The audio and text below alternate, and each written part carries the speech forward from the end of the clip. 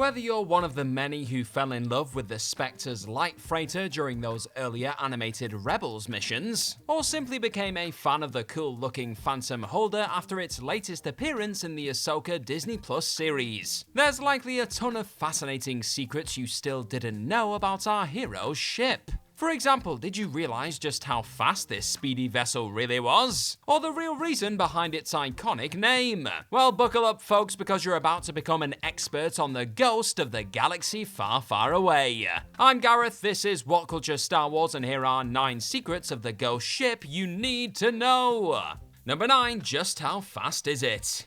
Anyone who has had the pleasure of witnessing this ghost in action on the big and small screen already will likely know that Hera Syndulla's Star Wars transport can seriously move when enemy TIE fighters are incoming. But were you aware of exactly how rapid this ship could be when pushed to its absolute limit? Well, according to Pablo Hidalgo's Star Wars Rebels Head-to-Head Young Readers book, the light freighter has been clocked at a maximum speed of 1,025 kilometers per hour. For comparison, one of the fastest ships in the galaxy, the Millennium Falcon, was said to have been pushed to a maximum of 1,200 kilometers per hour when in possession of Lando Calrissian, before eventually settling into having a top speed of 1,050 kilometers per hour later down the road. And something as light as the N1 Starfighter only moved 50 kilometers per hour quicker than the Ghost at its fastest too. Put simply, this Rebel ship could get a hell of a shift on when it needed to. Number 8, the cockpit was inspired by a real-life Boeing Flying Fortress. Throughout both the Rebels and Ahsoka Star Wars adventures, a ton of time is spent chilling with the likes of Hera Syndulla, Chopper, and other Spectres in the cockpit of the trusty Ghost. And those who know a thing or two about their real-life aircrafts may have actually found something bizarrely familiar about this location whenever Hera could be seen piloting her ship. That's because, according to the co-author of Star Wars: The Essential Guide to Warfare, Paul Urquhart, this particular cockpit was actually largely inspired by the one found within a real-world Boeing B-17 Flying Fortress. Said plane was a 4-engined heavy bomber used by the United States Army Air Corps in the 1930s, and this vehicle was said to have dropped the most bombs of any aircraft in World War II. So there you have it, the place you could regularly find Syndulla and her co-pilot screaming at each other in ultimately resembled the cockpit of a genuine warplane from back in the day. And speaking of this specific section of the Ghost, number 7, the cockpit was originally going to be used for a Clone Wars episode.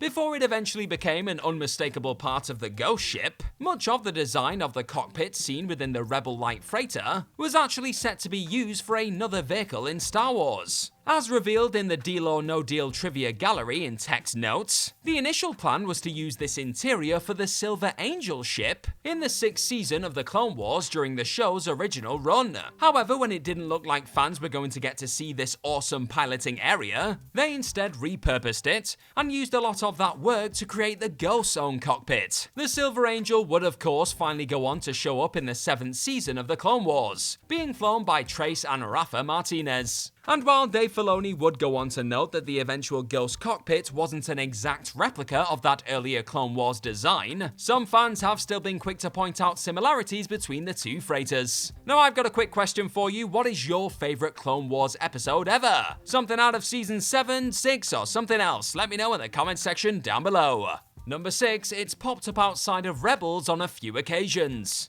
This diamond-shaped legend of a ship has more than made an impact in the Star Wars small screen universe, but it's also had a habit of secretly soaring into cinemas over the years too. Jumping back to 2016, Hera Syndulla's ship was very much present during the Battle of Scarif in Rogue One: A Star Wars Story, with the Ghost helping the Rebel Alliance fight off Imperial fighters, whilst Cassian Andor and Jyn Erso tried to get the Death Star plans off the world below. And a few years later, the Ghost also rocked up as part of the gigantic Citizens fleet, looking to stop the Sith Eternal on Exegol in Episode 9, The Rise of Skywalker. Outside of its appearances in the Skywalker saga, big screen spin-offs, Ahsoka, and Rebels, it's also popped up in the likes of the Forces of Destiny micro-series, Galaxy of Heroes mobile game, Victory's Price novel and a few other books, and a few comic books since its animated debut. And with Hera still piloting the Ghost as recently as in the aforementioned first season of Ahsoka, here's hoping this wonderful vehicle continues to make its presence felt in the galaxy far, far away in the coming years. Number 5. The touching secret Kanan tribute.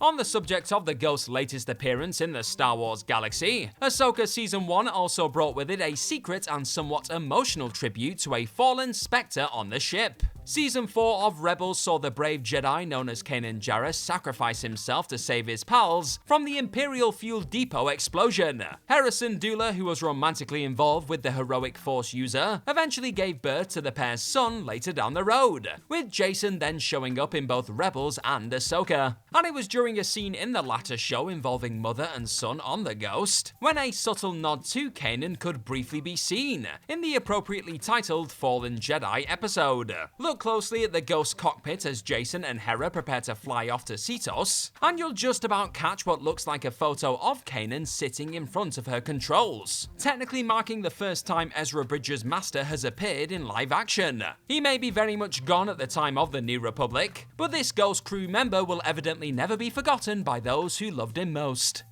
Number 4. It was built by the same manufacturer that made the Millennium Falcon.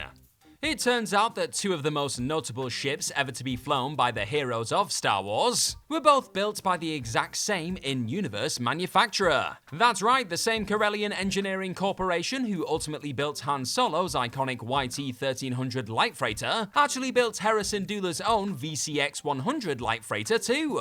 The CEC were also the organization behind everything from the Berlin-class heavy freighter seen in the sequel trilogy, CR-90 Corvette used by Leia Organa, ion engines, and even escape pods in this galaxy. And if the Ghost's aforementioned VCX-100 model name rings a bell, it's likely because everyone's favorite smuggler actually bluffed that he owned one of those very Corellian ships during a game of Sabacc with Lando Calrissian in Solo: A Star Wars Story. Strangely enough, that wouldn't be the last time Solo discussed this particular type of freighter from Corellia either. Number 3. Han Solo once said the Ghost was better than the Falcon.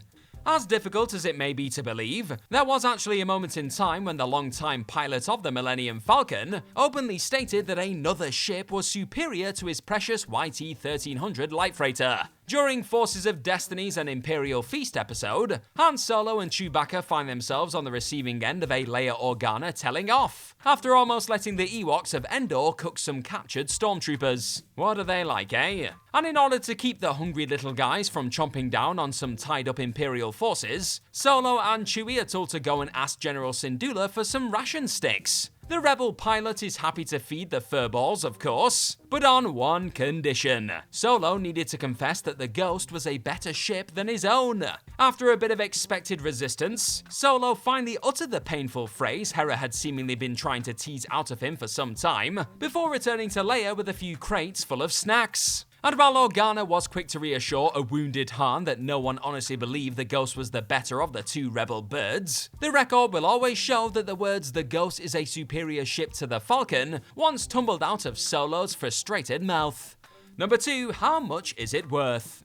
Ever found yourself wondering just how much it'd cost to bring home one of the many impressive starships seen speeding across space in Star Wars? Well, they're not what you'd call cheap, folks. Hell, even a used YT-1300 light freighter would set you back a hefty 25,000 credits in the galaxy far, far away, according to the YT-1300 Millennium Falcon Owner's Workshop Manual. I always have mine handy. And with a credit generally being worth the same as $1, that's a whole lot of cash for a second-hand transport. But a brand new Millennium Falcon at 100,000 credits still isn't quite as expensive as Hera Syndulla's Ghost. As noted in the Dawn of Rebellion sourcebook, Syndulla would have likely had to pay a whopping 155,000 credits to get her hands on the VCX-100 light freighter she'd eventually massively modify and rename the Ghost. Sure, it turned out to be a hell of an investment in the end, with Syndulla using the ship as her flying home throughout the Galactic Civil War and Age of the New Republic, and the Ghost eventually surviving long enough to see the First Order Resistance War. But forking out on this particular ship definitely must have hurt the old space wallet there for a moment. That's assuming Hera gained possession of the Ghost legally, of course. I'm saying nothing.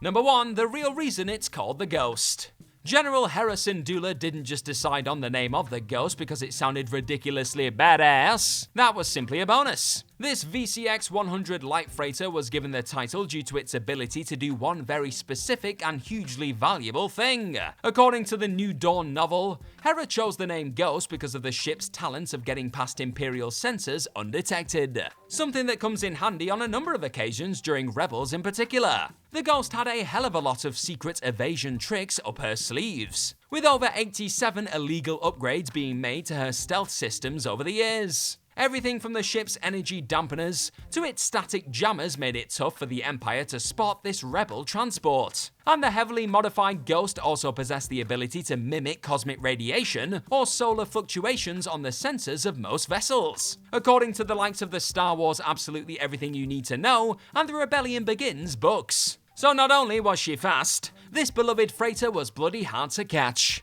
And that's our list. Know of any other secrets of the Ghost ship that folks need to know? Well, let us know all about them in the comments section right down below, and don't forget to like, share, and click on that subscribe button while you're down there. Also, if you're a fan of this sort of stuff, then please head on over to whatculture.com and find some more wonderful articles just like the one this video you're watching right now is based on. I've been Gareth from What Culture Star Wars. May the Force be with you as always. Have yourselves the best of days, and hopefully we'll see you soon. Bye bye!